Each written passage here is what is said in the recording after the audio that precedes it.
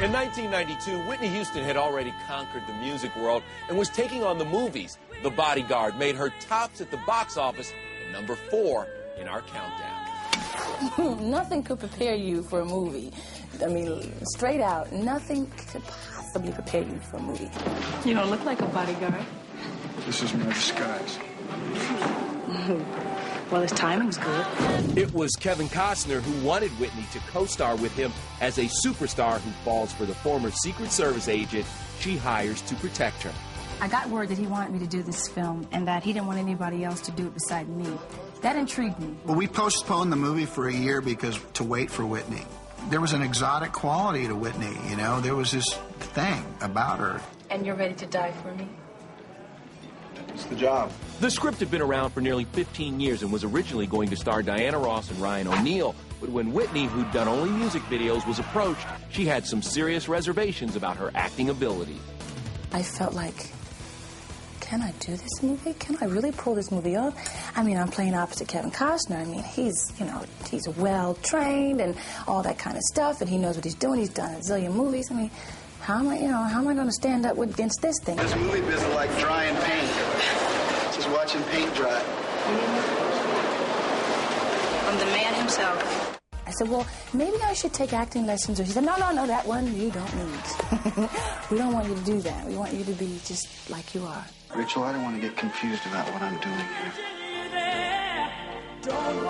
I'm not confused. The role demanded that Whitney not only act and sing, she also shot some steamy love scenes with Costner, most of which were left on the cutting room floor. For Whitney, who had married Bobby Brown just months before the film was released, the lost scenes were no great loss. I would have been fine either way, you know, because the ones that were cut were also tasteful. At the film's Hollywood premiere, Whitney looked radiant, and Kevin knew they had created the perfect date movie. A good movie fare, you know. I like to be a part of good movies. I like to be able to look in my paper on Fridays and have a great option to go to. And I think that's what Bodyguard's about, is looking in your paper and thinking, maybe this is why I go to the movies. Whitney once told how she first looked at the completed film. I liked it. I enjoyed it. The first time I watched it, it was as if I was watching it as a person who went to see a movie. The next couple of times, I was very critical. I was like, I could have done this. I could have done that, you know. So I've only seen it 3 or 4 times. That's it. Whitney performed 6 songs in the film, but the one that became her biggest hit ever was the unforgettable I Will Always Love You.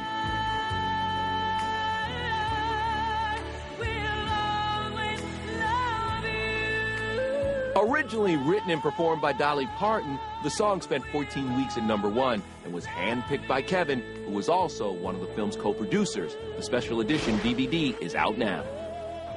Kevin chose this song. He said, Whitney, I'm telling you, this song, you're going to love this song. This song is beautiful. Dolly wrote it. You know, I listened to it and I said, you know, you're absolutely right. This is the song. Wait.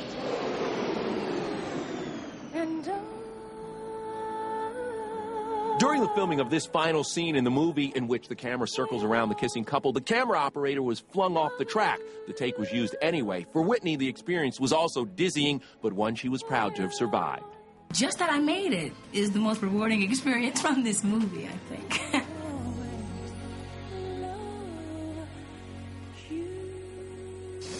After The Bodyguard, Whitney turned fairy godmother and executive producer of TV's groundbreaking Cinderella, with Brandy becoming a Broadway-styled singing and dancing star.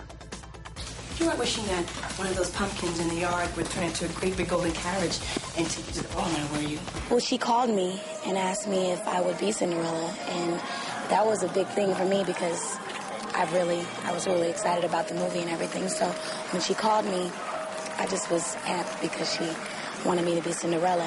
Whitney told us this movie for television was straight from her heart. And we all just believed in this project, that it was going to be incredible and that it was going to mean something to a whole lot of children, especially children, when you have so much other stuff on television. And Whitney fans take heart. She's re-teamed with Clive Davis, the legendary producer who discovered her. More great music is promised for the future.